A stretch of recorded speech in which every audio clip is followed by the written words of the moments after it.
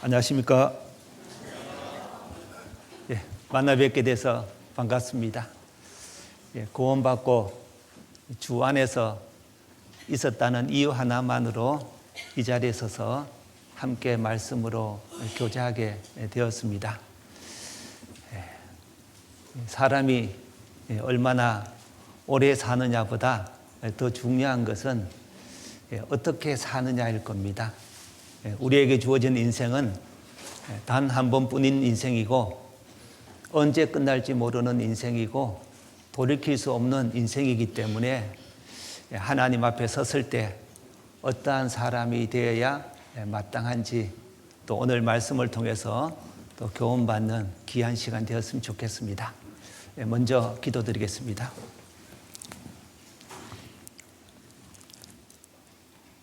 자비로우신 하나님 아버지, 감사를 드립니다. 하나님도 모르고 인생의 목적도 모르고 죄 가운데 살아가던 저희들에게 영원한 생명과 소망을 주시기 위하여 친히 이 땅에 오시고 주님이 흘리신 보배로운 피로 우리의 모든 죄를 영원히 용서해 주시고 값없이 하나님의 자녀로 삼아주신 은혜에 진심으로 감사를 드립니다. 하나님의 사랑을 깨닫고 난 이후에 하나님 보시기에 합당치 못한 마음과 삶이 있었지만 주님께서 변치 않는 사랑으로 우리를 교회 가운데서 교훈해 주시고 책망해 주시고 하나님의 자녀로서 바르게 살아갈 수 있도록 늘 인도해 주시고 일깨워 주시니 감사합니다.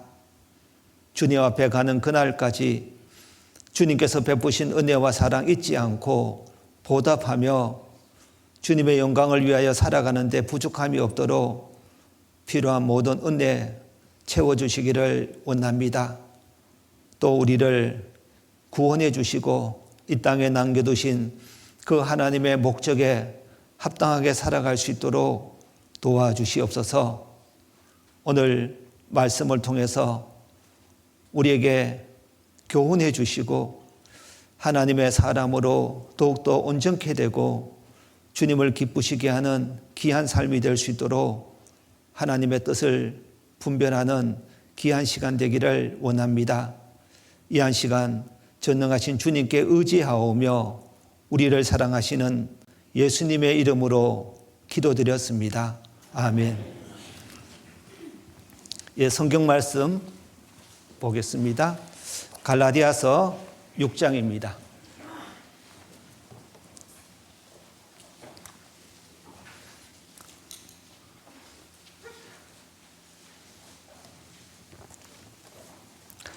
갈라디아서 6장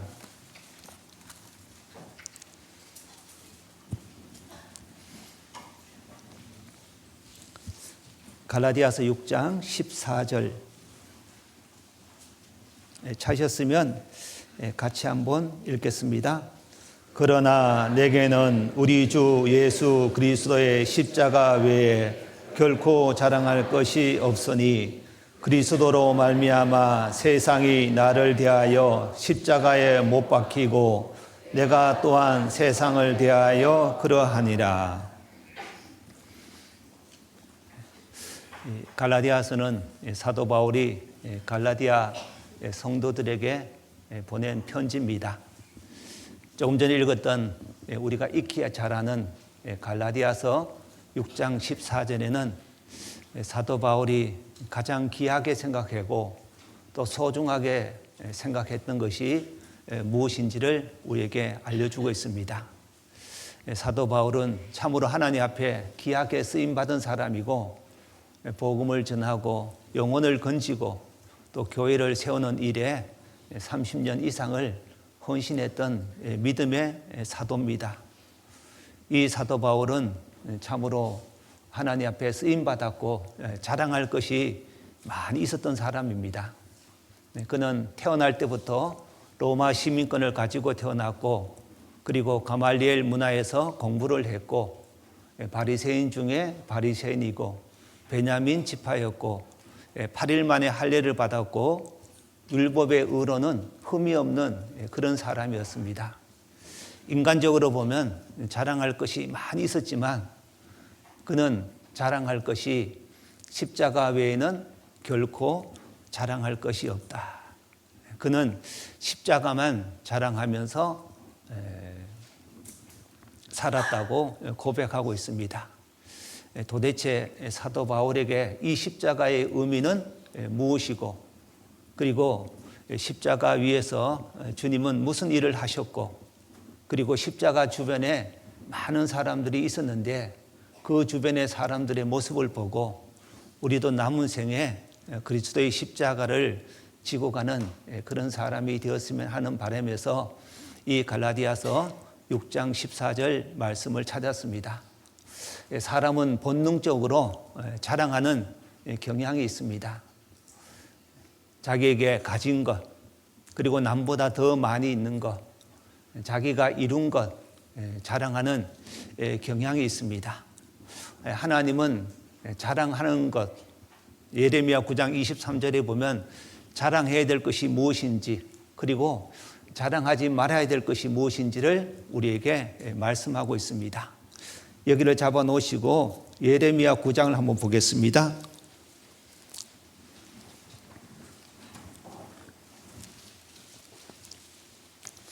예레미야 9장입니다.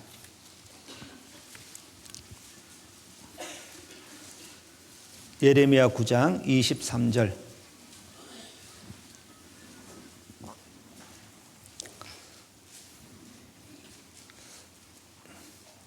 예레미야 9장 23절 같이 한번 읽겠습니다. 여호와께서 이같이 말씀하시되 지혜로운 자는 그 지혜를 자랑치 말라. 용사는 그 용맹을 자랑치 말라. 부자는 그 부함을 자랑치 말라. 하나님께서는 자랑하지 말라고 말씀하시면서 지혜로운 자는 그 지혜를, 용사는 그 용맹을, 부자는 그 부함을 자랑치 말라 말씀했습니다. 왜 이 말씀을 했을까요? 지혜도 자랑하고 용맹도 자랑하고 또 부함도 자랑할 수 있는데 자랑치 말라는 이유가 있는 겁니다. 우리도 많이 배운 것도 있고 또 힘과 능력이 있는 사람도 있고 또 가진 것이 많이 있을 수 있지만 정말 자랑하지 말아야 될 이유는 그 모든 것이 하나님께로 왔기 때문에 그렇습니다. 사도 바울은 나의 나된 것은 하나님의 은혜로 되었다고 말씀하고 있습니다. 우리가 가진 모든 것들, 우리가 능력이 있어서 뛰어나서 우리가 이룬 것이 아니라 다 하나님이 주신 것이라는 것을 우리는 잘 알고 있습니다. 사람은 참으로 연약합니다. 한순간도 하나님의 도움이 없이는 살 수 없는 사람이라는 겁니다. 오늘 아침에 눈을 떴습니다. 눈을 떴는데 내 의지대로 눈을 뜬 것이 아니라 내 의지와 상관없이 눈을 떴습니다. 아침에 밝은 태양이 있고 공기가 있고 또 살아가는 데 필요한 모든 것들을 하나님은 은혜로 주셨습니다. 우리가 노력해서 우리가 힘써서 얻은 것은 아무것도 없고 하나님은 그저 우리에게 은혜의 선물로 우리에게 허락해 주셨던 겁니다. 그리고 우리가 자랑하지 말아야 될 이유는 고린도전서 7장 29절에 보면 이 세상 형적은 다 지나가미러라. 이 세상의 형적은 다 지나간다는 사실이에요. 어떻게 살았든지 무엇을 했든지 다 지나간다는 사실이고 잠시 후에 모든 것들은 없어지고 우리 모두는 다 하나님 앞에 섰을 때야 그때서야 하나님 앞에 더욱더 감사함과 또 하나님께 영광 돌리는 그런 삶이 될 겁니다. 그런데 자랑하라는 것이 있습니다. 24절입니다. 자랑하는 자는 이것으로 자랑할지니 곧 명철하여 나를 아는 것과 나 여호와는 인애와 공평과 정직을 땅에 행하는 자인 줄 깨닫는 것이라. 나는 이 일을 기뻐하노라. 여호와의 말이니라.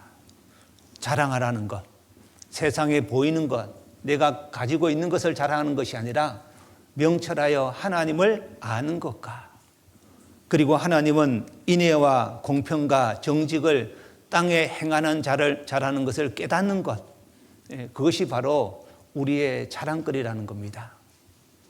하나님을 안다는 것은 우리에게 정말 이 세상에 태어난 목적을 이루는 것이고, 그리고 하나님을 안다는 것은 그 목적에 합당하게 살아갈 수 있기 때문에 그렇습니다. 그리고 그것은 영원한 세상과 영원한 운명과 연결되어 있습니다.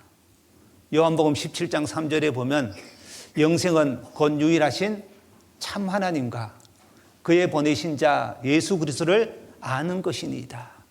우리가 이 세상에 태어나서 하나님을 안다는 것만큼 중요한 것이 없습니다. 우주 만물을 창조하신 그 위대하신 하나님, 나를 얼마만큼 사랑하시고 얼마만큼 우리에게 관심이 있는지 그 하나님의 뜻과 계획을 안다는 것은 참으로 그 인생이 의미 있고 가치 있는 인생을 살 수 있는 겁니다. 사도 바울은 하나님에 대해서 알았습니다. 그리고 하나님이 어떤 분인지도 알게 되었습니다. 그는 십자가의 그 사랑을 항상 자랑하고 있었습니다.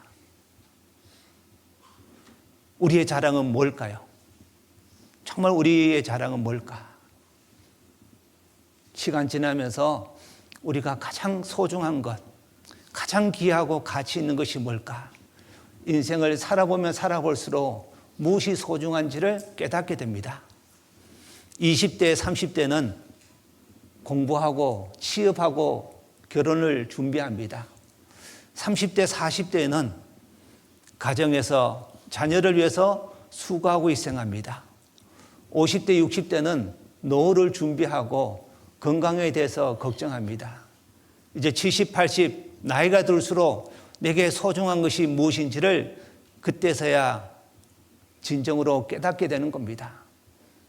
내 주변에 있는 사람들이 병이 들어서 병원에 가기도 하고 요양병원에 있기도 하고, 그리고 한두 사람 이 세상을 떠나고 내가 가지고 있고 내가 누리고 있는 모든 것들이 허무하다고 느껴질 때, 그때서야 소중한 것이 무엇인지를 깨닫게 되는 겁니다. 우리는 이 세상에 그 하나님의 사랑을 깨닫기 위해서 이 세상에 태어났고, 하나님의 사랑을 받기 위해서 우리는 이 세상에 왔습니다. 그 십자가의 그 사랑으로 우리는 구원받았고, 십자가의 사랑이 없었다면 우리는 과연 어떤 인생을 살고 있을까요? 많은 사람들이 십자가 생각하면 그 십자가는 저주의 상징이고, 페르시아 아니면 로마 때 죄수들을 사형시키는 도구였습니다. 우리는 그 십자가 자체를 섬기고 숭배하는 것이 아니라 그 십자가에서 우리를 위해서 대신 죽으시고 보배로운 피를 흘려 우리의 모든 죄를 영원히 용서해 주신 그 예수님의 사랑을 생각하는 겁니다. 그래서 어떤 물건이라든지 어떤 것에 의미가 붙여지면 가치가 달라지는 겁니다. 어느 곳에서 경매가 있었습니다. 평범한 야구공 하나입니다. 그 야구공 하나가 얼마의 경매가 되었을까? 61억에 낙찰이 되었습니다. 그 흔한 야구공 하나가 어떻게 61억의 가치가 있을까? 그런데 그 야구공에 의미가 있었고, 의미가 부여됐을 때 가치가 달라지는 겁니다. 그 야구공은 바로 일본의 유명한 야구 선수 오타니라는 사람이 50번째 홈런 공이었던 겁니다. 우리는 평범해 보이지만 가치가 달라지잖아요. 그리고 우리나라에서도 어떤 축구 선수 운동복이 경매가 됐는데 얼마에 팔렸냐면 600만 원에 팔렸어요. 바로 유명한 축구 선수 손흥민 선수가 입었던 경기복이었습니다. 땀이 나고 더럽고, 그래도 그 손흥민 선수가 입었다는 이유 하나만으로 600만 원이라는 가격이 붙여졌습니다. 또 어떤 사람이 다이아몬드를 가지고 감정사에게 찾아갔습니다. 이 다이아몬드가 과연 얼마나 되겠습니까? 물어보니까 이 감정을 하고 나서 이렇게 말하는 겁니다. 이 다이아몬드 가격은 매길 수가 없습니다. 왜 매길 수 없습니까? 바로 그 다이아몬드 반지에 새겨진 글귀 하나 때문에 매길 수가 없다는 겁니다. 글귀는 이렇습니다. 사랑하는 조세핀에게. 사랑하는 조세핀, 그 여자에게 보낸 반지였습니다.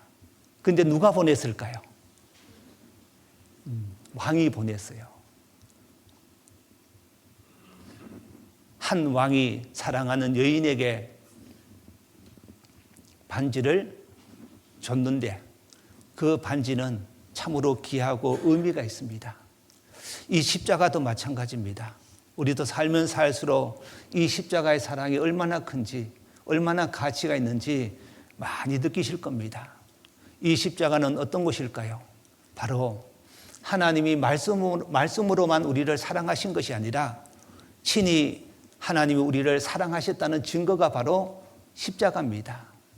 우리는 그 십자가에서 누가 우리를 위해서 죽으셨을까? 무엇 때문에 죽으셨을까? 왜 죽으셨을까? 생각해 보면 그 십자가는 보통의 십자가가 아니라 사람이 최고의 가치가 있다는 것을 알 수 있을 겁니다. 우주 만물을 창조하신 하나님이 나를 위해서 우리의 죄를 대신해서 죽으신 그것이 바로 십자가입니다. 그래서 우리는 이 십자가를 생각해 보면 늘 감사함이 있고 그 십자가를 생각하면 주님께 영광을 돌리게 되는 겁니다. 나라는 사람이 어쩌다가 구원을 받았고 어쩌다가 이 십자가의 사랑을 깨달아서 이런 삶을 살게 되는지 생각만 해도 늘 하나님 앞에 기도가 되고 감사가 되는 겁니다. 그래서 이 십자가의 의미는 우리에게는 아주 특별하고 이 십자가의 사랑을 생각할 때마다 우리는 하루하루가 늘 주님 앞에 기쁨과 감사함으로 바뀝니다. 만약에 내 삶 가운데 십자가가 없었다면, 십자가의 사랑을 깨닫지 못했더라면 우리는 과연 어떤 인생을 살고 있을까요? 이 십자가에는 우리에게 최고의 소망과 최고의 기쁨과 최고의 즐거움을 주는 것이 바로 십자가입니다. 그리고 우리가 신앙생활 할 때 가장 힘들고 어려울 때, 또 외롭고 슬플 때, 억울할 때 이 십자가를 생각하면서 다시 힘을 낼 수 있고 다시 일어설 수 있고 그 십자가를 생각하면서 우리는 그 하나님 앞에 더욱더 감사하게 되는 겁니다. 히브리서 12장을 한번 보겠습니다.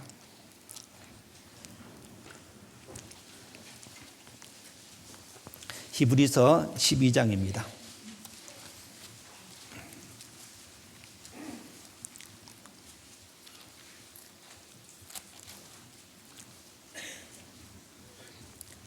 히브리서 12장 2절입니다.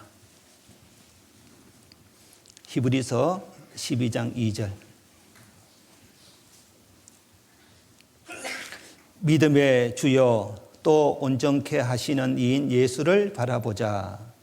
저는 그 앞에 있는 즐거움을 위하여 십자가를 참으사 부끄러움을 개의치 아니하시더니 하나님 보좌 우편에 앉으셨느니라.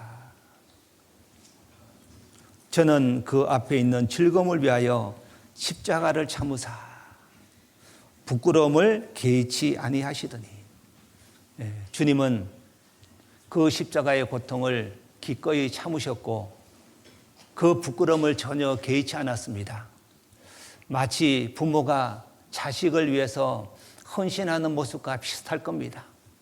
부모는 자식을 위해서 수고하고 희생하는데 그 고통과 아픔을 힘들게 느끼지 않습니다. 그리고 자녀 때문에 받는 그 수치와 부끄러움, 전혀 개의치 않는 겁니다. 그 자녀 때문에 부모는 그 모든 것을 다 희생하고 더 주지 못해서 안타까울 뿐이잖아요. 하나님도 나 같은 사람이 구원받고 하나님의 자녀가 되고 하나님께 영광과 감사를 돌릴 것을 생각하면서 주님은 십자가를 참으셨고, 그리고 그 십자가의 부끄러움을 전혀 개의치 아니었습니다. 우리가 이런 것을 생각해 보면 우리나라는 사람이 보통 사람이 아니라 하나님의 마음이 있고 하나님의 관심이 있고 지금 이 순간에도 하나님의 초점이 바로 나에게 있다는 겁니다. 시편 16편 3절에 보면 땅에 있는 성도는 존귀한 자니 나의 모든 즐거움이 저에게 있도다. 땅에 있는 성도는 존귀한 자다. 하나님의 모든 즐거움이 저에게 있도다. 우주 만물을 창조하신 그 하나님, 측량할 수 없는 그 하나님의 마음이 바로 나에게 있다는 사실입니다. 내가 어떻게 사느냐에 따라서 하나님의 마음이 기쁘고 시원하고 즐겁지만 또 한편의 마음에서는 하나님 앞에 바르게 살지 못하면 하나님은 안타까워하고 슬퍼하고 아쉬워한다는 사실입니다. 사무엘상 15장 35절에 보면 하나님은 사울을 이스라엘 왕 삼으신 것을 후회하였더라, 그런 말씀이 있습니다. 이스라엘의 왕으로 이 사울을 세웠는데 후회하셨더라, 아쉬워한 겁니다. 안타까워하셨어요. 왜 그랬을까요? 이스라엘 초대 왕으로 세워졌으면 너무도 영광스럽고 하나님 앞에 더욱더 감사하고 그리고 말씀에 순종하고 주님의 영광을 드러내야 되는데, 이 사울은 오히려 하나님을 가리우고 하나님의 뜻에 부합하지 못하고 불순종의 삶을 살고 자기 기념비를 세우고 사람의 목숨을 죽이는 그 일에 많은 시간을 허비했습니다. 하나님은 사울을 보면서 슬퍼했고 안타까워했습니다. 하나님은 나를 왕 같은 제사장으로 삼아주셨고 거룩한 하나님의 자녀로 삼아주셨습니다. 나를 바라볼 때 과연 어떤 마음으로 바라보실까요? 정말 나를 위해서 죽어주고 나를 위해서 모든 걸 희생해 주신 그 주님, 그 죽음이 헛되지 않고 정말 바르게 힘있게 살아간다면 정말 하나님께는 나라는 존재는 큰 기쁨과 보람이 될 겁니다. 내가 너를 위해서 죽어줬는데, 내가 너를 위해서 모든 것을 내어주고 포기했는데 정말 잘했다. 정말 하나님의 수고가 헛되지 않았다. 정말 그런 그 하나님의 마음을 느끼신다면 다행이지만, 정말 하나님이 나를 바라볼 때 안타깝고 아쉽고 나를 바라볼 때 정말 슬픈 그런 마음이 있다면 우리는 정말 말씀을 들을 때마다 하나님 앞에 내 자신을 되돌아보고 더욱더 온전한 모습으로, 정말 바른 모습으로 살아야 될 겁니다. 이 십자가에서 주님은 모든 것을 다 내어주셨습니다. 우리를 위해서 모든 것을 포기했습니다. 우리를 위해서 그 모진 고통을 다 받으셨고 수치와 멸시와 조롱을 받았습니다. 그 십자가는 우리를 사랑한 장소였습니다. 우리에게 새로운 생명과 새로운 삶을 허락해 준 장소가 바로 십자가입니다. 주님께서 이 세상에 오셔서 이 세상의 마지막 생애를 보낸 장소가 바로 십자가입니다. 그 십자가에서 주님은 승리하셨고 이 땅에 오신 목적을 이루셨습니다. 그 십자가는 바로 우리를 향한 하나님의 사랑이었던 겁니다. 우리가 정말 사람으로 태어났고 하나님의 형상을 가진 사람이라면 절대로 그 사랑을 잊지 못할 겁니다. 우리는 그 하나님의 사랑에 너무 감사해서 너무 고마워서 믿었을 뿐인데, 하나님은 우리를 하나님의 거룩한 자녀로 삼아주실 뿐 아니라 영원한 천국을 허락해 주셨고 또 천국에서 영원한 영광을 우리에게 주신다는 사실입니다. 구원받은 이후에도 하나님 볼 때 우리는 하나님 없이 아무 생각 없이 살아갈 때도 많았습니다. 주님을 위해서 산다고 했지만 정말 인색하고 그리고 온전한 마음으로 주님을 섬기지 못했지만 그래도 주님은 우리를 생각하고 우리를 포기하지 않고 우리를 끝까지 사랑해 주셨던 겁니다. 그 십자가의 사랑이 있기 때문에 지금 이 순간 우리가 이 자리에 앉아서 말씀을 배우고 주님을 찬양하고 교제하고 주님의 영광을 위하여 살 수 있도록 또 새로운 힘과 능력을 주시는 겁니다. 그 십자가의 사랑은 우리에게 새로운 인생을 살게 해주셨습니다. 우리는 십자가의 사랑을 절대로 잊어서는 안 될 겁니다. 나는 주님을 잊고 주님을 실망시킬 때도 많이 있었지만 주님은 늘 우리에게 관심이 있었습니다. 욥기 7장에 보면 침 삼킬 동안도 놓지 아니하시기를 어느 때까지 하시리까. 침 삼킬 동안도 우리를 붙잡고 계시는 분입니다. 비록 우리에게 연약한 모습이 있고 보잘것없고 드러낼 것도 없고 하나님 앞에 내세울 것도 없지만 하나님은 하나님의 자녀라는 이유 하나만으로 우리를 하나님께서 필요하신 그 은혜의 강가로 우리를 인도하고 계시는 겁니다. 시편 23편에 다윗의 시가 있습니다. 여호와는 나의 목자시니 내가 부족함이 없으리로다. 그가 나를 푸른 초장에 누이시며 쉴만한 물가로 인도하시는도다. 우리를 푸른 초장 쉴만한 물가로 인도하시는 분입니다. 내 영혼을 소생시킵니다. 내가 사망의 음침한 골짜기로 다닐지라도 해를 두려워하지 않을 것은 주께서 나와 함께 하십니다. 6절에 보면 정말 놀라운 내용이 나옵니다. 나의 평생에 선하심과 인자하심이 정녕 나를 따르리니 내가 여호와의 집에 영원히 거하리로다. 나의 평생에 정말 이 땅에 사는 동안 하나님의 선하심과 인자하심이 우리를 정녕 따른다고 말씀했습니다. 그리고 우리는 그 영원하신 하나님의 집에 잠시 후에 들어가는 겁니다. 그 십자가의 죽음이 있었기 때문에 우리에게는 소망이란 것이 있었고 시편 73편 24절에 있는 말씀처럼 주의 교훈으로 우리를 인도하시고 후에는 나를 영광으로 영접하시리니 그 하나님께서 우리를 영광으로 영접해 주신다는 겁니다. 우리는 그 십자가를 생각해 볼 때마다 하나님 앞에 무릎을 꿇고 그 하나님 앞에 경배하고 정말 하나님 앞에 가는 그날까지 그 사랑에 감격해서 살아야 된다는 겁니다. 일본에 유명한 시인이 있습니다. 일명 눈 깜빡이 시인이라고 불러요. 왜 그러냐면 4학년 때, 초등학교 4학년 때 열병을 앓아서 손도 마비가 되고 입도 마비가 되고 발도 마비가 되고 또 온몸에 마비가 와서요 꼼짝달싹 할 수 없었던 겁니다. 오직 눈만 깜빡입니다.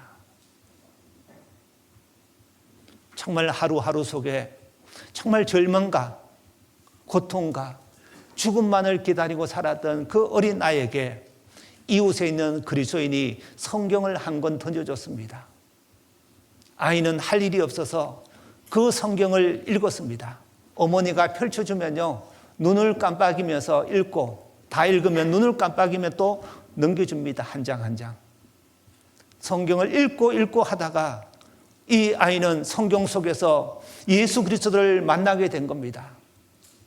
벌레만도 못한 나를 위해서 예수님께서 이 세상에 오시고 그리고 우리의 모든 죄를 영원히 용서해 주시고 우리의 구세주가 되었다는 그 사실 앞에 그 사람은 울고 또 울었던 겁니다.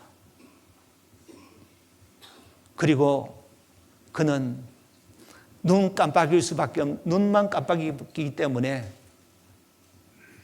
다른 것은 할 수 없고 그것을 이용해서 시를 만들었습니다.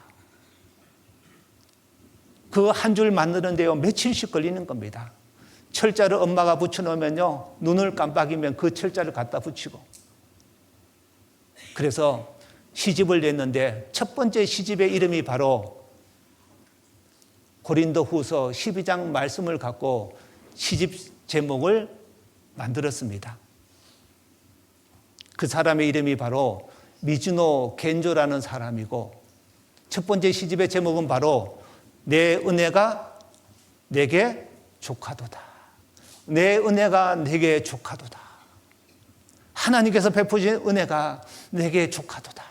그 시집의 제목을 정했습니다. 그 시집에 이런 시가 있습니다. 내 평생의 소원이라는 시가 있습니다. 내 평생의 소원. 평생의 소원이 뭘까요?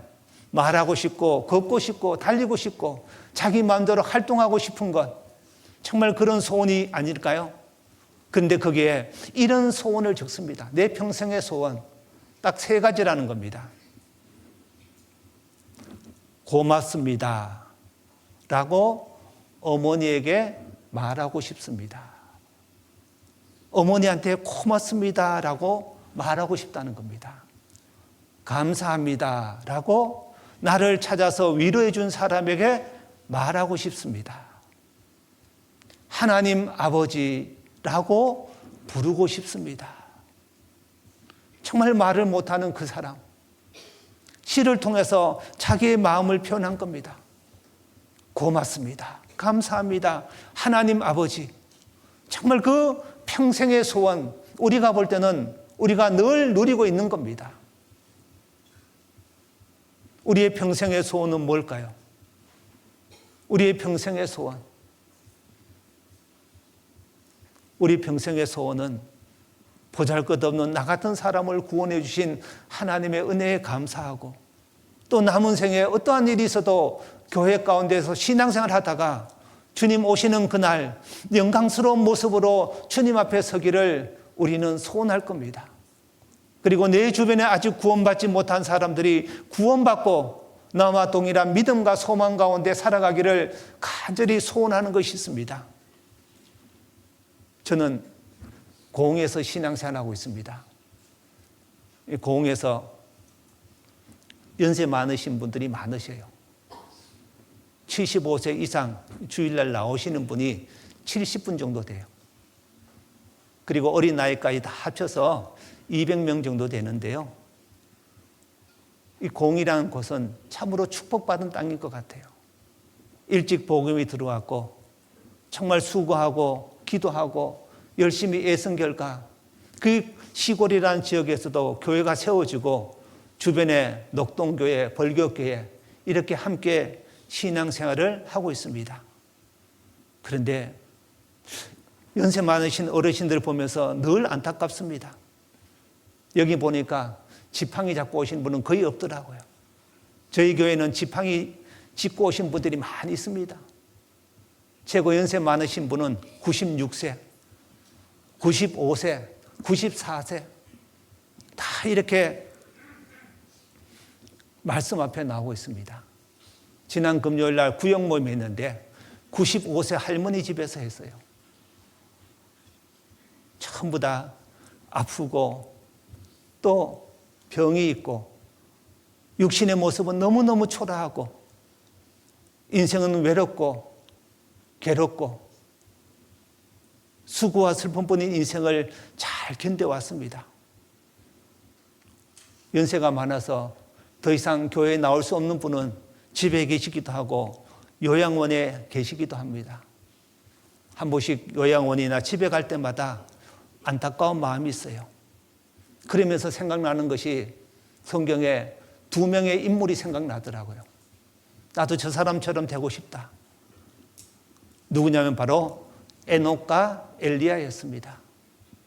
에녹과 엘리야의 특징이 뭔지 아시죠? 죽음을 보지 않고 들림받은 사람입니다. 죽음을 보지 않고 하나님 앞에 갔어요.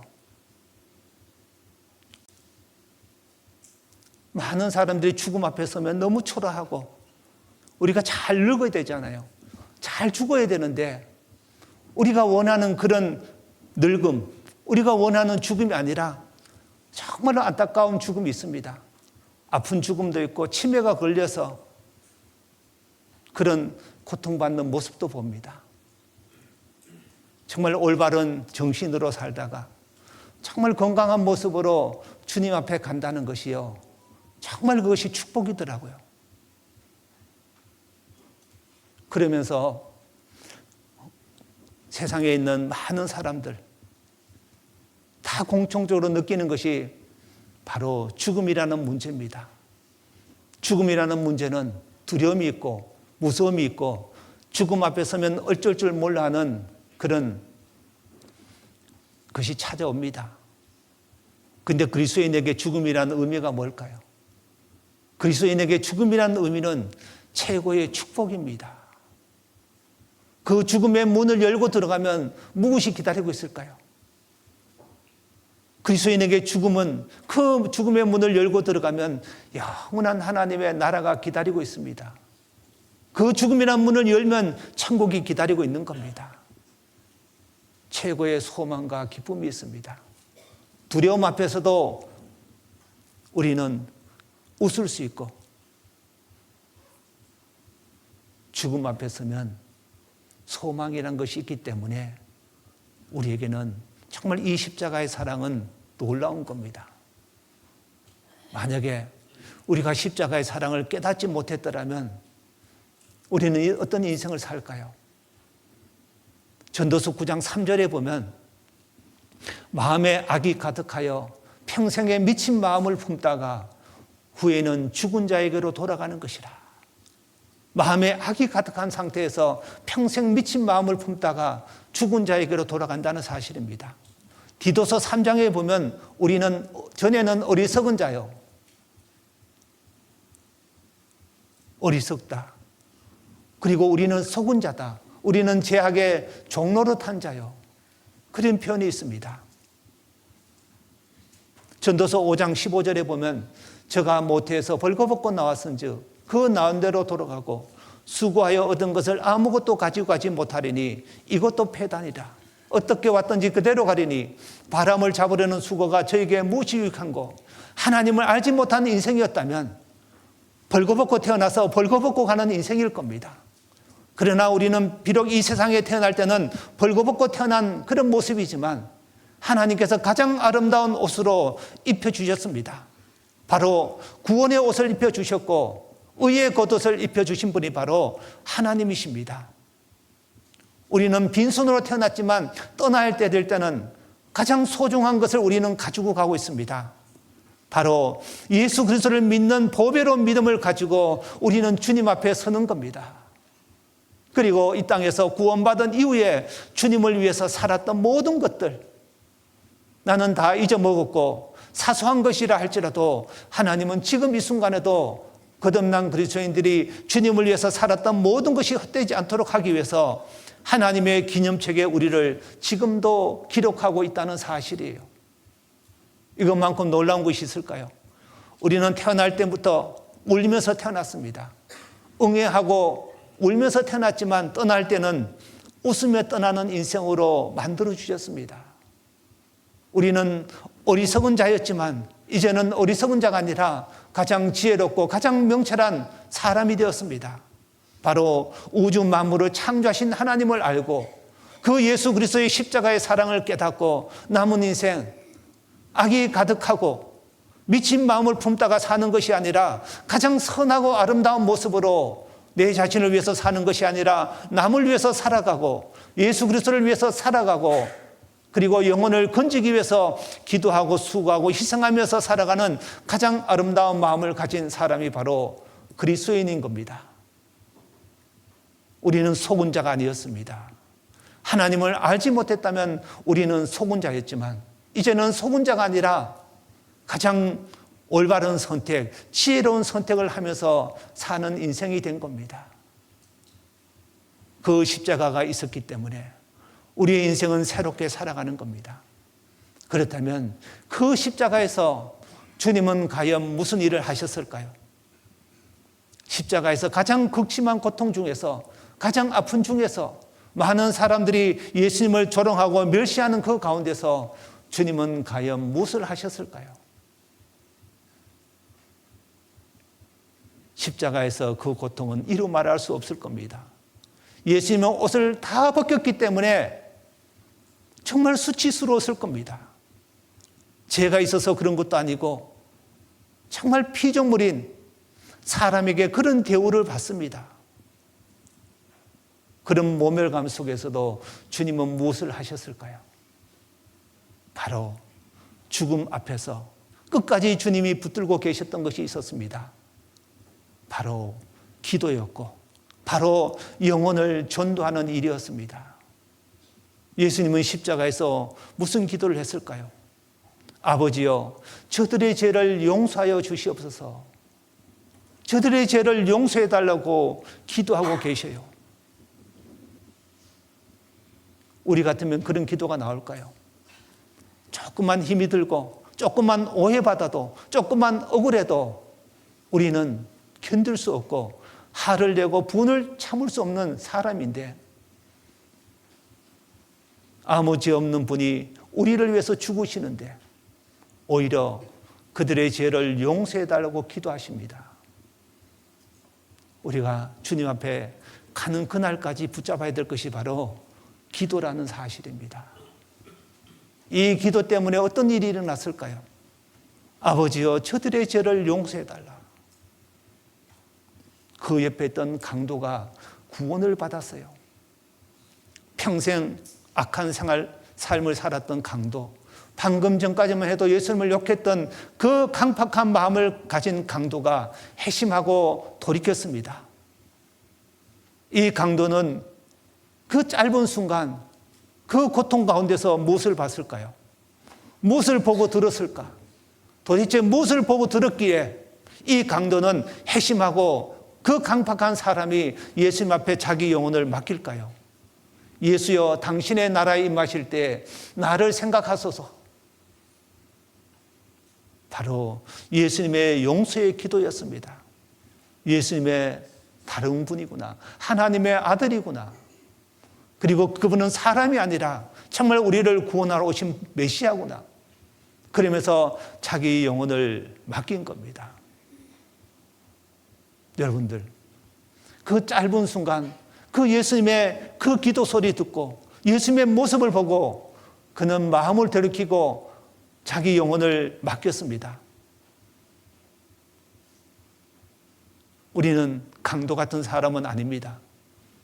우리는 일찍이 말씀을 듣고 이 말씀을 통해서 구원함을 얻은 사람입니다.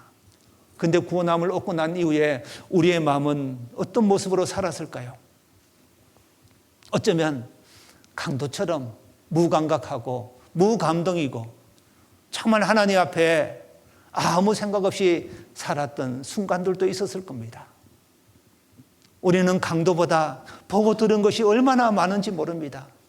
강도는 그 짧은 순간 보고 들었지만 우리는 많은 것을 듣고 보았습니다. 구원받고 난 이후에 오랜 시간이 지났습니다. 그동안 수없이 많은 말씀을 들었습니다. 전도 집회, 수양회, 이런 하나님의 놀라운 역사도 우리는 체험했습니다. 주일마다, 수요일마다, 또 모임 때마다 듣는 놀라운 하나님의 말씀들이 있습니다. 모임에 가서 듣는 간증의 소리도 많이 들었습니다. 그런데 우리의 마음은 어떨까요? 구원받고 난 이후에 점점점 우리의 마음은 더 뜨거워져야 되고 더 감사해야 되고 더 하나님 앞에 바른 모습으로 살아야 되는데 그렇지 못한 부분들이 많이 있다는 사실입니다.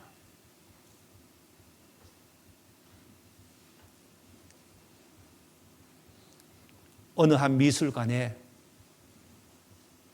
예수님이 못 박혀서 죽으시는 그 그림을 보면서 한 청년이 새로운 인생을 살기로 결심하게 됩니다. 그 사람의 이름은 바로 진젠도르프입니다. 예수님이 십자가에서 죽으시는 그 장면, 스텐버그라는 화가가 그린 그림인데 그림의 제목은 바로 이 사람을 보라입니다.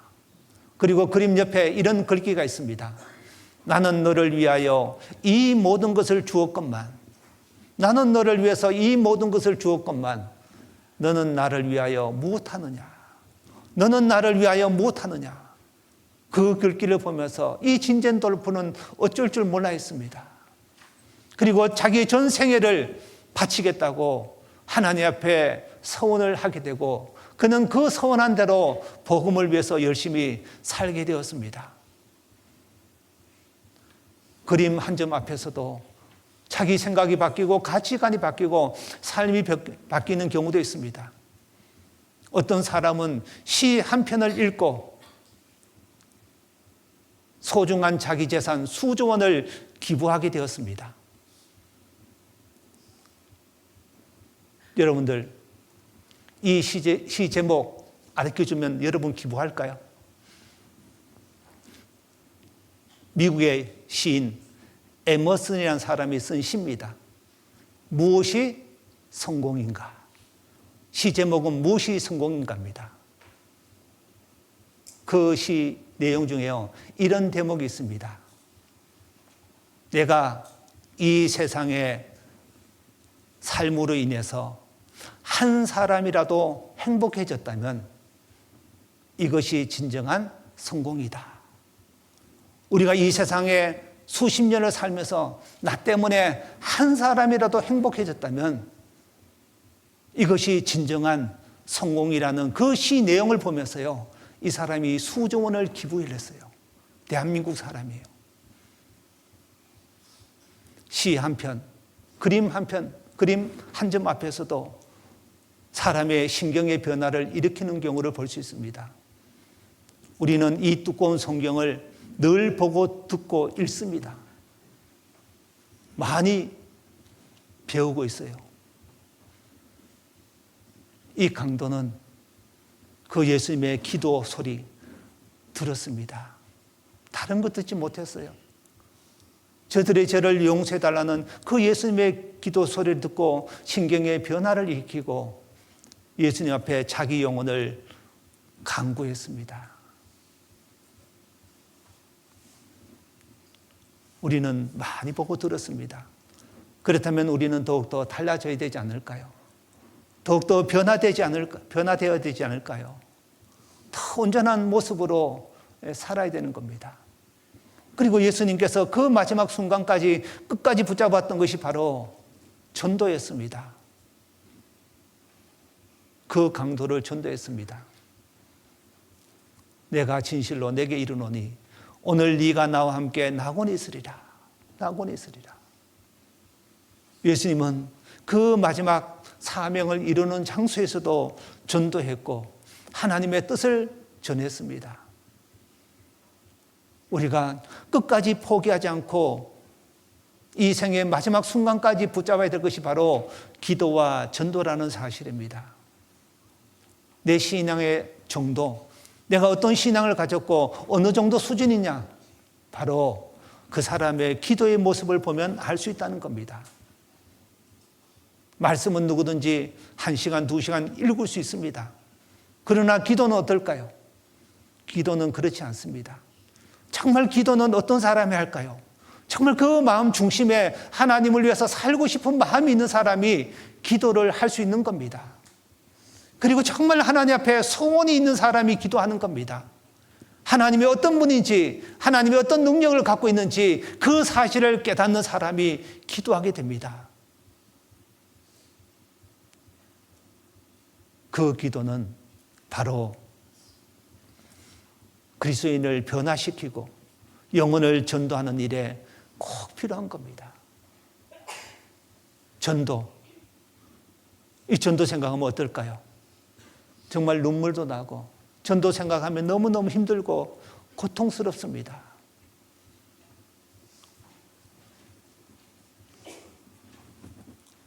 구역 모임 때 어떤 할머니가 간증하는 겁니다. 수양회 집회만 돌아오면 너무 마음이 슬프고 우울하다는 겁니다. 왜 마음이 슬프고 우울할까요? 구원받으면 천국에 소망이 있고 기쁘고 감사한데 왜 알지 못하는 그런 슬픔과 마음이 힘든 것이 있을까요? 나는 천국 가는데, 나는 구원받고 하나님의 자녀가 됐는데 내 자식들을 생각해 보면 너무 마음이 슬프다는 겁니다. 살면 살수록 기뻐야 되는데, 즐거워야 되는데 늘 마음에 무거운 짐이 있습니다. 바로 변하지 않는 내 육신 때문에 사랑하는 가족들이 구원받아야 되는데 구원받지 못한 그 모습을 바라볼 때마다 너무 힘들고, 그리고 어렵게 힘들게 용기를 내서 말씀을 전했습니다. 얘야, 지난번에 내 소원 들어준다고 하지 않았느냐? 중계 수양회 짧은 2박 3일이니까 주말이다. 같이 참석해보자. 하나님 말씀 듣자 했습니다. 그런데 돌아오는 것은 어머니 죄송합니다. 그것이 아니에요. 다시는 그런 말 하지 마세요. 부모는 자식을 위해서 다 희생하고 살았습니다. 하나님 말씀을 전해주기 위해서 그렇게 간절한 마음으로 기도하는 가운데서 어렵게 힘들게 떨리는 마음으로 자식에게 이 말을 꺼냈는데 돌아오는 것은요, 아주 매몰찬 거절의 말이었습니다. 모임도 나오기 싫고 정말 간증할 것도 없고,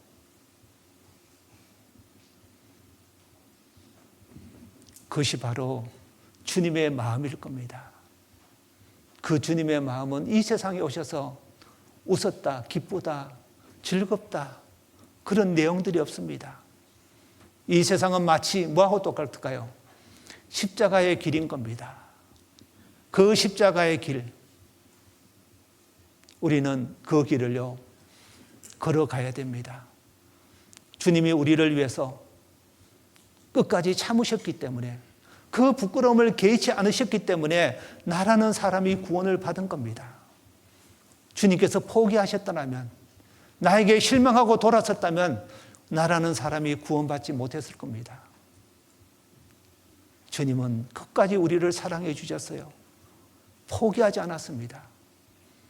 우리도 내 주변에 있는 사람들, 내 사는 동안 정말로 구원받고 신앙생활하는 모습 보고 가기를 간절히 원하는 마음으로 기도하고 그것을 위해서 더욱 애쓰다가 가야 될 겁니다.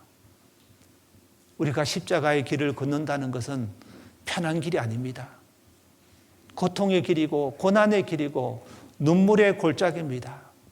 사무엘상 6장에 보면 이 블레셋 사람들이 이 이스라엘로 뺏은 벗기 때문에 많은 재앙이 일어났습니다. 이 재앙이 하나님께로부터 왔다는 것을 인정하기 싫었습니다. 그래서 인간적인 꾀를 낸 겁니다. 새끼 낳은 지 얼마 안 된 그 소를, 새 수레를 끌고 가게 합니다. 그리고 자기 새끼는 집으로 보냅니다. 이 전나는 소가 이 베세메스 이스라엘 땅으로 가게 되면 이거는 하나님의 뜻이다. 하나님이 우리에게 주신 재앙이다. 그렇게 생각했고, 베세메스 땅으로 안 가고 자기 본능적으로 자기 새끼가 있는 곳으로 가고 자기 집으로 있는 곳으로 가면 이거는 우연히 일어난 것이다. 그렇게 인간적인 꾀를 내고 전나는 소에게 법궤를 실었습니다. 그 소는 베세메스 땅으로 가는데 어떻게 갈까요? 자기 새끼가 있습니다. 자기 집에 있습니다. 본능적으로 그것이 가는 것이 당연한데 이 소들은 눈물을 흘리고 대로를 쭉 걸어갑니다. 하나님의 뜻을 이루기 위해서 이 세상의 짐승도, 그 하찮은 미물도 그 하나님의 뜻과 영광을 위해서 살아가고 그 뜻을 위해서 수레를 끌고 본능을 이기고 가는데, 우리 구원받은 그리스도인들은요, 어떤 모습으로 살아야 될까요? 아무리 힘들어도, 아무리 피곤해도, 아무리 괴롭고 억울한 일이 있어도, 남들이 알아주지 않는다 할지라도, 핍박이 있다 할지라도 우리는 결코 그 길을 멈출 수 없는 겁니다. 주님은 그 길을 가셨습니다.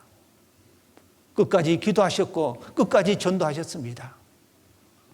우리는 주님을 따라가는 사람들이고 주님의 모습을 본받아서 우리도 결코 포기해서는 안 될 것. 기도하는 신앙, 전도하는 그 신앙, 하나님은 기뻐하시고 원하십니다. 그리고 십자가에서 많은 사람들이 예수님을 바라봤습니다. 어떤 모습으로 바라봤을까요?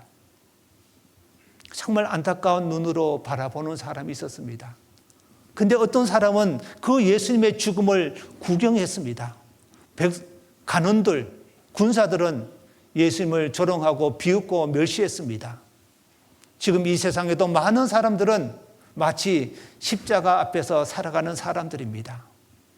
어떤 사람은 안타까운 눈으로 바라보는 사람이 있는가 하면 어떤 사람은 아무 생각 없이 아무런 감정 없이 십자가를 바라보는 사람이 있습니다. 그런데 우리는 마지막 때 이런 사람이 되어야 됩니다. 요한복음입니다.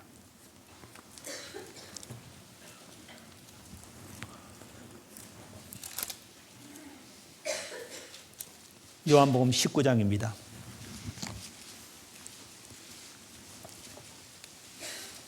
요한복음 19장. 요한복음 19장 28절입니다. 요한복음 19장 28절.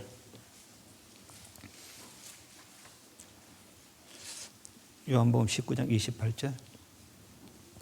이후에 예수께서 모든 일이 이미 이룬 줄 아시고 성경으로 응하게 하려 하사 가라사대 내가 목마르다 하시니. 예수님께서 십자가에서 목마르다.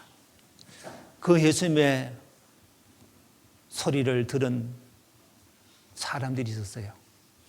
내가 목마르다. 그 예수님의 말씀을 듣고 그 옆에 있는 사람이 29절입니다. 거기 신포도주가 가득히 담긴 그릇이 있는지라. 뒤에 같이 읽겠습니다. 사람들이 신포도주를 머금은 해용을 우슬초에 메어 예수의 입에 대니. 내가 목마르다 했을 때 그 옆에 있는 사람들이 신포도주를 머금은 해용, 마치 빨아들이는 어떤 그런 스펀지 역할을 하는 것이 있습니다. 그것을 우슬초에 갈대에 메어서 예수님의 입에 대어줬습니다. 목마르다. 예수님께서 목마르다 말씀하시니까 비록 신포도지만 예수님 입술에 댔습니다. 30절입니다. 예수께서 신포도주를 받으신 후 가라사대 다 이루었다 하시고 뭐라고 됐습니까? 머리를 숙이시고 영원히 돌아가시니라. 예수님께서 구원의 복음을 완성하고 모든 사람에게 하시고 싶었던 말씀 다 이루었다. 그 말씀을 하실 수 있도록 그 예수님 옆에서 신포도주로 예수님의 입에 대어준 사람이 있었습니다. 내가 목마르다. 그 예수님께서 갈증을 느끼실 때 신포도주를 입술에 대어줬습니다. 예수님은 신포도주를 받으신 후 가라사대 다 이루었다 하시고 머리를 숙이시고 영원히 돌아가셨습니다. 예수님의 목마름을, 그 갈증을 해소해 준 분이 있었어요. 다 이루었다는 그 말씀을 하실 수 있도록 옆에서 신포도주를 예수님께 드린 사람이 있었습니다. 우리는 이 마지막 때 그런 사람이 되어야 될 겁니다. 주님이 가장 힘들고 주님이 가장 목마르고 주님이 가장 슬플 때가 언제일까요? 바로 지금 우리 시대입니다. 세상에 돌아가는 소식 보세요. 참 불안합니다. 답답합니다. 사람이 힘들고 어려우면 하나님을 찾아야 되는 것이 당연한데, 고난이 있을 때마다 하나님 앞에 나오는 것이 정상인데 사람들은 하나님을 찾지 않습니다. 이 성경이 하나님 말씀대로 성취되고 이루어지는 것을 보면서도 하나님 앞에 나오지 않습니다. 잠시 후에 영원한 운명이 갈립니다. 하나님의 형상을 가진 사람들이 영원한 심판과 형벌을 향해서 달려가고 있습니다. 하나님의 마음은 어떻게 될까요? 하나님의 마음은 가장 안타깝고 가장 답답할 겁니다. 이때일수록 거듭난 그리스도인들이 한 마음을 가지고 영혼을 건지기 위해서 서로 협력하고 수고하고 희생하는 가운데 하나님의 말씀을 전했을 때 하나님의 그 목마름, 갈증이 해소가 되는 겁니다. 사무엘하 23장에 보면 다윗의 새 용사, 참 충성스러운 부하들이 있었습니다. 다윗은 혼잣말로 이렇게 했습니다. 베들레헴 곁 우물물을 누가 나로 마시게 할꼬. 어릴 때 그 마셨던 베들레헴 우물물 누가 나로 마시게 할꼬. 그런 중얼거림 앞에요, 새 용사가 목숨을 걸고 나아갔습니다. 물을 떠서 다윗에게 바쳤습니다. 다윗은 그 물을 마시지 않았습니다. 이 물은 그 사람의 피다, 생명이다 했습니다. 다윗은 그 용사를 보면서 어떤 마음이었을까요? 그 용사를 보면서 정말 감사함이 있었고, 정말 그 용사를 보면서 믿음직했고, 그 용사를 볼 때마다 주님의 마음은 너무 기뻤을 겁니다. 우리는 그 다윗의 새 용사처럼 마지막 때 주님이 가까우심을 보는 이때에 우리도 주님의 마음을 시원케 하고 주님의 마음을 즐겁게 하는 그리스도인의 모습이 된다면 정말 주님의 그 십자가의 죽음은 최고 가치 있는 그런 죽음이 될 겁니다. 그리고 그 요한복음 19장 25절 한번 보겠습니다. 19장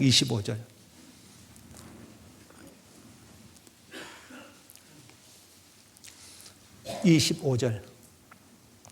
예수의 십자가 곁에는 그 모친과 이모와 글로바의 아내 마리아와 막달라 마리아가 섰는지라. 예수님 십자가 곁에는 여인들의 모습이 있었습니다. 그 예수님의 모습을 보면서 차마 예수님의 모습을 쳐다보지 못했을 겁니다. 머리에는 가시 멸령을 쓰고 양손에 발에 못이 박히고 온몸에 피범벅이 되고 옷은 다 벗기고 정말 수치스러운 모습으로 고통 가운데서 죽어가는 주님을 바라볼 수는 없었을 겁니다. 그들은 할 수 있는 것이 없었어요. 그저 예수님 곁에 머물러 있는 겁니다. 특별히 여기에서 막달라 마리아, 누가복음 8장에 보면 7 귀신이 들렸다고 되어 있습니다. 그 예수님의 통해서 정상적인 삶을 살게 되고 그 이후부터 예수님을 따라옵니다. 십자가 곁까지 따라왔습니다. 예수님이 죽으시고 무덤에 있을 때 새벽에 예수님 무덤 앞에까지 나아갔습니다. 예수님의 부활을 처음으로 목격하는 여인이었고 그 예수님의 부활을 증거했던 사람이 되었습니다. 주님을 끝까지 따르는 여인들이 있었어요. 우리도 주님을 끝까지 따라가는 겁니다. 여러 가지 어려움들이 있습니다. 신앙생활하면서 어떨까요? 좋은 것만 있는 것이 아니라 어려운 것들이 많이 있어요. 그래서 시편 34편 19절에 보면 의인은 고난이 많다고 되어 있습니다. 의인은 고난이 많다. 사도행전 14장 22절에 보면 너희가 하나님의 나라에 들어가려면 많은 환난을 겪어야 할 것이로되 하나님의 나라에 들어가기 전까지는 그리스도인에게는 환난이라는 것이 있는 겁니다. 환난을 많이 겪는다는 겁니다. 전도서 11장 8절에 보면 캄캄한 날이 많으리니 어둡고 캄캄한 날이 많을 것이다. 어둡고 캄캄한 날, 고난의 날, 환난과 핍박이 있는 날, 그 날이 끝나면 영원한 하나님의 나라가 기다리고 있습니다. 우리를 위로해 주실 분, 우리를 기다리시는 분, 우리에게 영광을 주실 분, 우리의 모든 눈물을 닦아주실 그 주님이 기다리고 있습니다. 주님 다시 오실 때까지 나는 이 길을 가리라. 좁은 문, 좁은 길, 우리가 걷는 이 길 끝에는 주님이 기다리고 계십니다. 우리에게 칭찬과 영광과 존귀를 주기 위해서 기다리고 계십니다. 우리를 안아주실 겁니다. 우리의 모든 눈물을 닦아주실 겁니다. 우리를 위로해 주실 거예요. 그 영광스러운 순간이 기다리고 있습니다. 주님을 끝까지 따라가고 주님을 만났을 때요, 그때서야 우리는 정말 주님이 나와 함께 하셨다, 나를 이곳까지 인도해 주셨다, 나를 도와주셨다는 것을 깨닫게 될 겁니다. 하나님 앞에 가는 그날까지 우리의 여러 가지 고난들이 있습니다. 어려움들이 있습니다. 또 교회 생활하면서 봉사하면서 겪는 고통들이 있습니다. 말 못하는 그런 사연들이 다 있을 겁니다. 이 교회는 어떤 곳일까요? 완전한 곳이 아닙니다. 주님의 피로 구원받은 무리가 있는 곳입니다. 완전하지 않지만 그 마음 중심에 뭐가 있을까요? 주님을 사랑하고 주님 뜻대로 살고 싶고 주님의 영광을 위해서 살고 싶은 마음, 내 자신을 부수고 깨어버리고 더 낮아지기를 원하는 마음으로 함께 모인 분들입니다. 그래서 서로 사랑하고 서로 아껴주고 붙잡아주고 정말 주님 앞에 믿음의 한 가족이기 때문에 우리는 끝까지 함께 이 길을 걸어가야 될 겁니다. 그리고 이 십자가가 있기 때문에 우리의 마음을 낮춰주는 겁니다. 십자가가 있기 때문에 하나님은 더욱더 큰 영광을 주시는 겁니다. 십자가가 있기 때문에 우리의 모습이 더욱더 온전케 되고 십자가가 있기 때문에요, 우리가 하나님을 만날 때 조금 더 당당한 모습으로, 부끄러움 없는 모습으로 만나게 하기 위해서 하나님은 우리 각자에게 십자가를 다 주셨습니다. 우리 각자에게 주신 십자가는 크기가 다 다릅니다. 하나님은 우리를 너무도 잘 아시는 분입니다. 우리의 형편과 우리의 체질과 우리의 마음과 믿음을 다 아시는 분입니다. 그렇기 때문에 우리에게 가장 합당한 십자가를 주셨어요.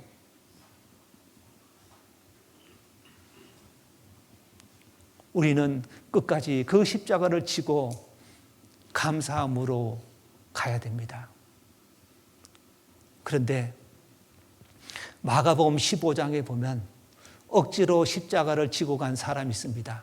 누군지 아시죠? 구레네 사람 시몬입니다. 마가복음 15장 보겠습니다.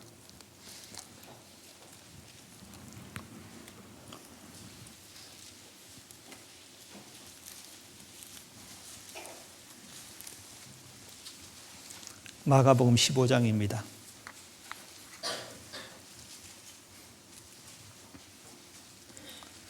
마가복음 15장 21절. 마가복음 15장 21절입니다. 같이 한번 읽겠습니다. 마침 알렉산더와 루포의 아비인 구레네 사람 시몬이 시골로서 와서 지나가는데 저희가 그를 억지로 같이 가게 하여 예수의 십자가를 지우고, 많은 군중들이 보는 앞에서 예수님께서 십자가를 지고 골고다 언덕으로 올라갑니다. 그 십자가의 무게가 무겁기 때문에 넘어지고 또 쓰러집니다. 예수님은 그때마다 계속해서 일어났습니다. 이제 로마의 군병들이요, 이제 예수님의 십자가를 대신 지고 갈 사람을 찾았습니다. 그때 마침 누가 뽑혔을까요? 구레네 사람 시몬, 루포의 아비인 시몬이 뽑혔습니다. 이 시몬은 내가 예수의 십자가를 진다, 그런 계획도 의도도 하지 않았습니다. 얼떨결에 많은 사람들 틈에서 자기가 뽑혔던 겁니다. 어쩌면 속으로 원망할 수도 있었을 것이고, 왜 하필 날까? 왜 하필 로마 군병에 눈이 띄어서 눈이 마주쳐서 내가 왜 예수님의 십자가를 질까? 그때 당시에는 이해가 안 되고 너무 고통스럽고 힘들었겠지만 지나고 나서야 이 구레네 사람 시몬에게 최고의 축복이 바로 예수님의 십자가였던 겁니다.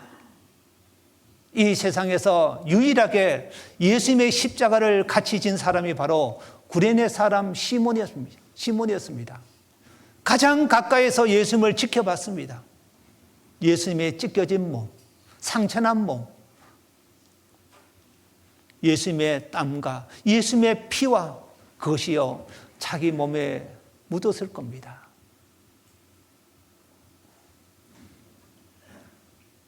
그리고 그 이후의 삶은 로마서 16장에 보면 그들의 가족이 어떻게 됐는지를 우리에게 말씀하고 있습니다. 사도 바울의 동역자 바로 시몬의 아들 루포였습니다. 그리고 시몬의 아내 어떤 모습이 되었을까요? 한번 볼까요? 로마서 16장입니다. 로마서 16장.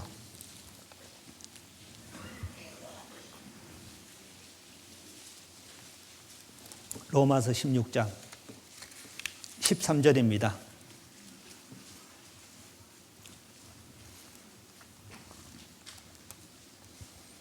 로마서 16장 13절 같이 한번 읽겠습니다. 주 안에서 택하심을 입은 누포와 그 어머니에게 문안하라. 그 어머니는 곧 내 어머니니라. 주 안에서 택하심을 입은 루포,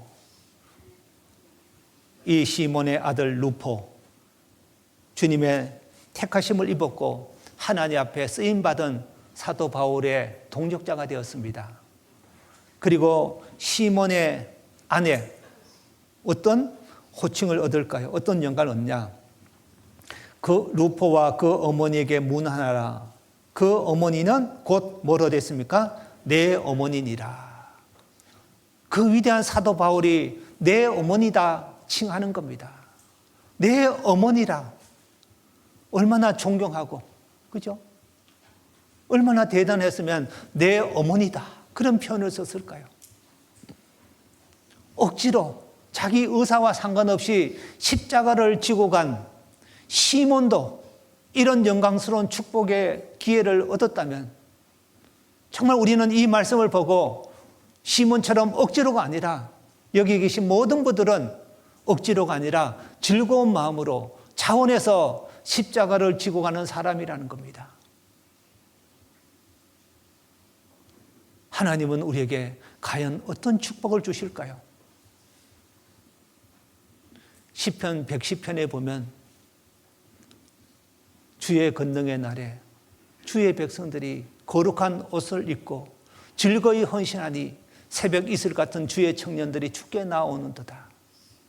즐거이 헌신했을 때 하나님은 새벽 이슬 같은 그 청년들을 우리에게 보내주시는 겁니다.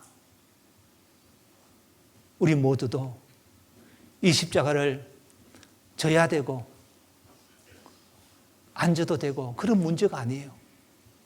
모든 그리스도인들은 십자가를 지고 가야지만 마음에 평강이 있습니다.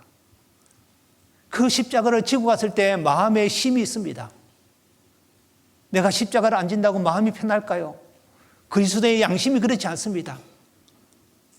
비록 힘들지만 그 어려운 가운데서 신앙생활하고 참고 봉사했습니다. 말씀 앞에 나왔습니다. 돌아갈 때 그 마음은 어떨까요? 하나님이 채워주시는 은혜와 평강이 주어지는 겁니다. 사람들이 싫어하고 거절하고 핍박하고 나를 멀리했지만 하나님 말씀을 전했다. 입을 뗐다. 후회할까요? 후회하지 않습니다. 잘했다. 그런 마음이 들 거예요.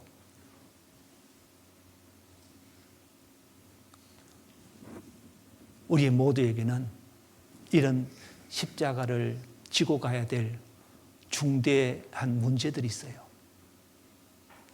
감사함으로 지고 갔을 때, 즐거이 지고 갔을 때 우리 교회를 통해서, 우리 구역을 통해서, 나를 통해서 구원의 역사가 일어날 겁니다. 요즘 전도하기 더 힘들어요. 한 사람 주님 말씀 앞에 나오기까지요, 정말 많은 사연들이 있고 안타까움이 있고 간절함이 있습니다. 우리의 최고의 기쁨과 보람이 뭘까요? 돈일까요? 명예일까요? 그것이 아니라 우리가 기도하고 있는 영혼들이 말씀 앞에 나오고 그 영혼들이 말씀 듣고 구원받고 하나님께 감사와 영광을 돌리는 그런 간증을 들었을 때 우리 마음이 정말 마음에 평강이 주어지고 감사가 넘칩니다. 마태복음 11장 28절에 보면 수고하고 무거운 짐진 자들아 다 내게로 오라. 내가 너희를 쉬게 하리라.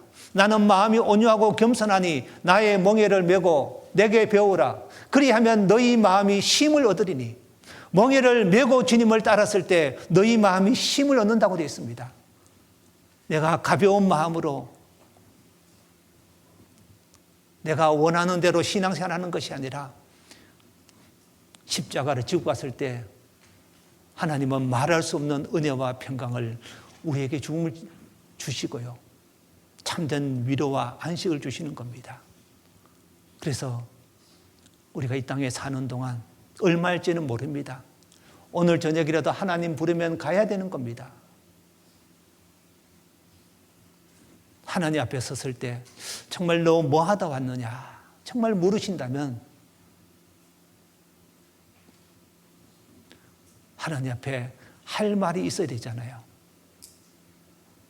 부끄러운 모습으로 설 것이 아니라 우리는 이 땅에 사는 동안 십자가의 사랑을 깨닫게 해주신 하나님 앞에 감사하고, 그리고 주님께서 끝까지 십자가 위에서 하셨던 일을 생각하면서 우리가 교회를 위해서 또 이뤄진 영혼들을 위해서 기도해주고 또 하나님 말씀을 전해주고 그 십자가를 끝까지 따랐던 여인처럼, 그리고 십자가를 지고 간 구레네 사람 시몬처럼 우리도 그런 삶을 살기를 주님은 정말 원하실 겁니다. 그러다가 주님 앞에 섰을 때 우리의 모든 눈물을 씻겨주실 것이고 우리의 모든 구원받은 이후의 아픔을 주님은 진정으로 위로해 주실 겁니다.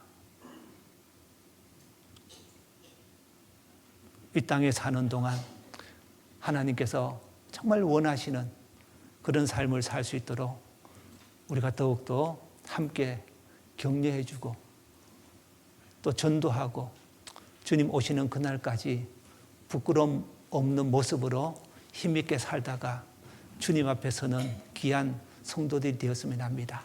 같이 기도드리겠습니다.